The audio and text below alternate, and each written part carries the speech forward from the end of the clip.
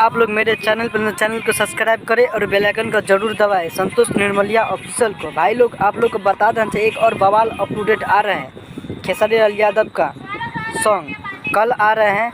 आप लोग को बता देना चाहते हैं वीडियो सॉन्ग कोमल फीट इसमें कोमल सिंह है। वीडियो सॉन्ग रिलीज होने वाला है कल 9 तारीख को 5:45 में। आप लोग तैयार रहिए। और सरिया ए बोलम गाना का नाम है सरिया ए बोलम। कल आ रहे हैं मस्त बवाल सॉन्ग खेसारी लाल यादव का। भाई लोग आप लोग को बता देना चाहते हैं कि सुजय म्यूजिक वर्ल्ड से आ रहे हैं कल एक बवाल सॉन्ग सरिया ए बोलम। सिंगर खेसारी लाल यादव, लिरिक्स कृष्णा वेदर्ती और म्यूजिक डायरेक्टर कृष्णा वेदर्ती। आप सोच सकते हैं कि जब कृष्णा वेदर्ती सॉन्ग जो देता है तो बवाल का सॉन्ग देता है। सरिया ए बोलम आप लोग जाकर देखिए। और कल टीजर इस पर छूट चुका है। आप लोग से बता देना चाहता है सरिया ए बोलम बवाल सॉन्ग है।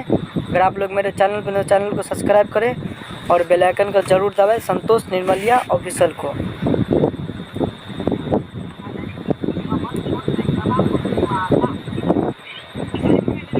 चैनल का नाम बता देते हैं आप लोग को।